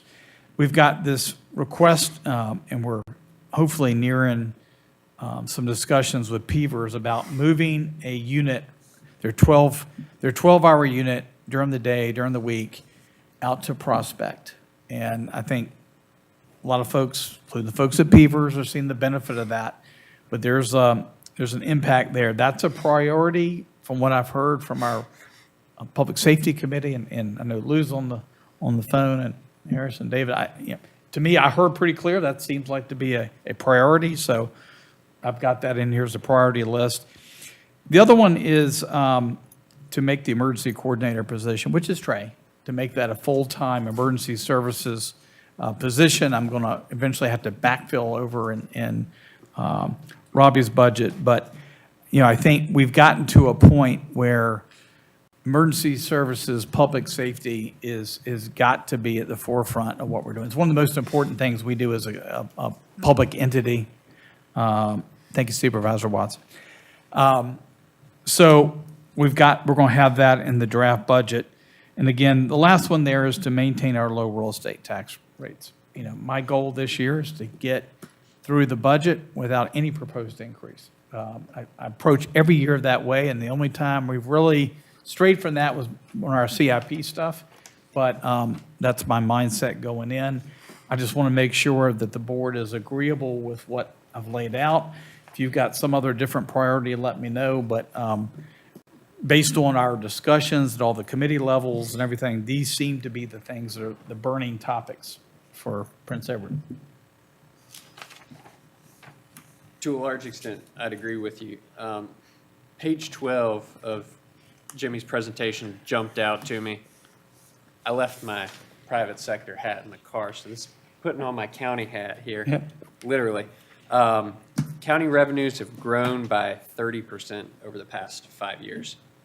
In the private sector, I'm all about that. In the public sector, I'd like to see us tighten that. That's a large priority for me. Obviously, there's a variety of revenue sources that's coming from, but it's general property taxes, it's other local taxes make up a significant portion of that. I recognize the meals tax is part of that. If you look at revenue from use of money and property, and this is a little bit of a misnomer, when interest rates go up, the interest rates on the money that has sitting in the bank go up, and that can just as quickly go down. So we were at about 700,000 during 21 and 22. We're at 2.3 million. Mm-hmm. That number can evaporate in a heartbeat. So I'll just, it's a word of caution. Sure. Is that's it's revenue. That's great. It's not really revenue. I like that kind of revenue. And what I love to do with that revenue is use it for one-time stuff. Or do not use that for operating. Right. So you'll never see me come in and say, oh, we've got an extra $1.5 million to spend.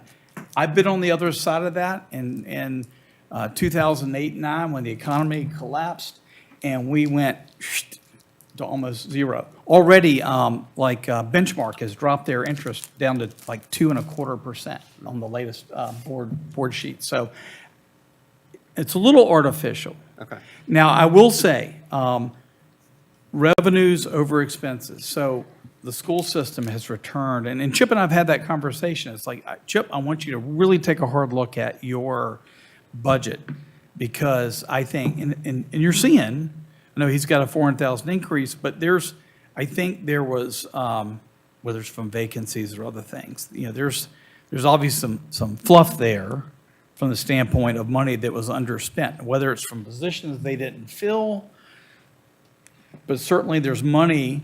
Now, we'd like to encourage that, and I know they've got a letter coming to us for the March meeting to request, and I've told them we're going to cap it at half of what their savings were last year, but they want to use that money to finish the auditorium project and maybe a couple other things. So, yeah, we'll say that revenues over expenses, they're coming in short, which helps us, right? So absolutely 100% fixated, but you just got to watch those kind of one-time aberrations. The other thing is, like last year, we've got about 700,000 more in money that's come in from the ICE facility. That wasn't there 5 years ago. So if I take about $2 million of that money is increased interest money and money coming from the ICE facility because of our contract. So if you look at purely like our real estate's been pretty flat and the personal property has been flat. And part of that personal property has been, we're in a lawsuit with one of our largest personal property taxpayers to the tune of $400,000 or $500,000 a year for the last 3 years. So that's helping, I'll say, deflate that number a little bit. But I don't completely disagree. But when you look at it, the general property taxes have grown at much lower increase levels. Sales tax has done pretty well. And part of that, when you're in an economy where you're seeing inflation, so the cost of everything, including groceries and stuff, cars, everything is up, those sales tax numbers are going to grow along with that inflation. So great observation. The word of caution is watch out for a couple of those line items which could evaporate. For instance, if interest rates went back down, the ICE facility closed, there's about a $2 million gap right there. So that's what I don't want to spend. Yes.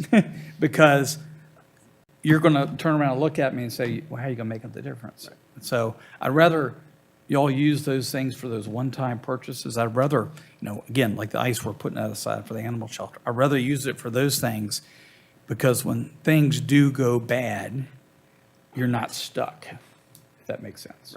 Right.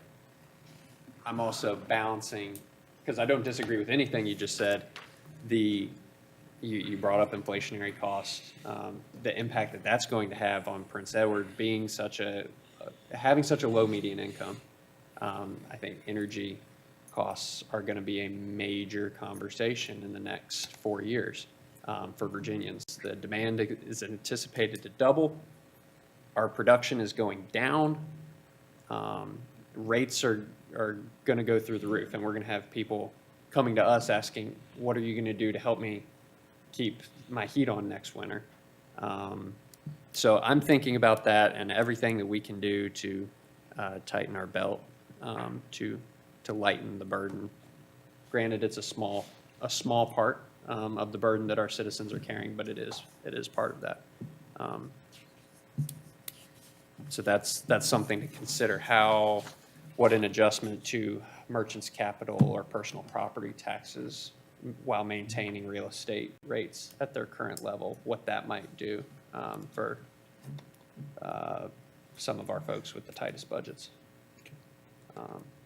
I'd just be interested to see some of those projections. Yeah, certainly like personal property, Crystal could tell you per every 10 cents what that cost is to reduce that. Yeah. That'd be something I'd be really excited to get to advertise in our annual report, to say that this is a meaningful thing that we're helping people on. I don't know, that's my own opinion. I know you've got 7 more opinions to balance, so I don't know if now's the time to kind of bounce those ideas off. I wish Mr. Gillum were here in person. I wish Lou didn't have to step out, or Mr. Townsend. Cannon. But board members, what are your thoughts on that sentiment that I just shared? Well, I like the way that Doug has handled it. has been here for 5 years now, has really managed to keep, at the direction of the board, to keep the tax rates low and to balance the budget. And again, I like the fact that he's putting a cushion in just in case, because we don't know what's gonna happen with our economy. I'd be interested in seeing, of course, puts that together. Go ahead, Luke. I would give Trey Powell a pat on the back, Iron Grant, what he did to that Eric Taylor. That really saved a lot of money when you do that, doing a good job. That was, what, $150,000, if I remember right. For the trailer, absolutely.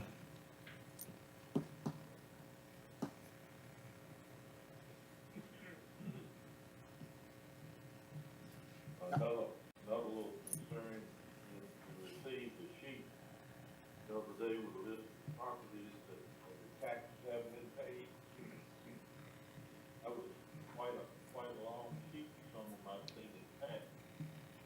It tells me that there's a lot of folks there trying to make ends meet nowadays, otherwise they're talking about the cost of electricity, food, medication, essentials to live on. If we keep our tax rate down, that's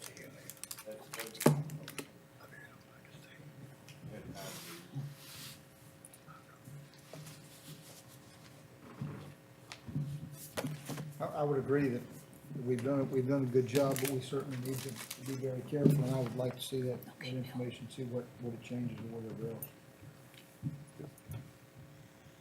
Y'all okay with the overall other goals of trying to keep things moving and Yes. Just and emphasizing public safety? I think that's I agree.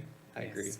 But even at the expense of going lean on the animal shelter, I think public safety has to come first. I recognize there are some state standards that have to be met. I recognize there's some gray area on what those state standards are. So that's a difficult balance, but I'd say go lean on that animal shelter as much as possible. So again, just bullet 4 there, again, flat revenue. We're not, we're in the process. We'll be getting into that next couple of weeks. Not seeing a whole lot there. We got a few personnel priorities we'll talk about. Again, that trade transition is one. I know Philip, I think, is going to put some part-time money in there. Just, I've had a good conversation with him about trying to maintain that we've got somebody available to keep our contractors moving, even if he is unavailable that day, on vacation, whatever else. Staff direction, the state's doing a 2% cost of living adjustment. We've done that. And then for compression, to include a 2.5% step increase. So if again, you've been here another year, you would move up a step. And then any additional requests would have to be reviewed and come as part of the funding request to the board. I don't think, other than Trey's, I haven't seen a single new position. I haven't seen the sheriff's budget yet, but I haven't seen a single new position yet. Crystal? Okay. And that's what really costs us money, Yeah. right? People. Yeah. It's people and benefits. David was talking about, adding 30% benefits for a position, so. I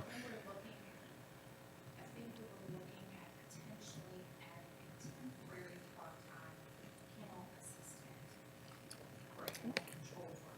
Because we've got somebody that's going to be going out on maternity leave here in the next few months. Healthcare, right now we're trending higher on health insurance. We've included a 10% increase. I'm hopeful the next few months that those numbers will settle back out. The good news is our Virginia retirement system rates have gone from 10.14% to 8.65. That's a $105,000 savings. So my hope is that, honestly, the VRS reduction is going to help offset the increase on the medical side. So I think that'll save us right there. In your packet, budget schedule, they've got to get budget worksheets to Crystal by the end of this week. We have our strategic planning session coming up on the 6th and 7th. The 10th, prior to our board meeting, I will present you the budget with the guidance that you've given me today. And we'll have some things to look at. I'm hoping that, between that and a potential work session, on the 17th for the outside agencies, that we'll be good to go on March 24. And, I need your input on those outside agencies, obviously, because that's a big piece, an unknown piece for me. I will make some assumptions, but hopefully y'all can, give me direction that day on those. Happy to. Anything else, Crystal, that I'm missing? No, just to emphasize the fact that we should really try to, and receive guidance after the outside agency.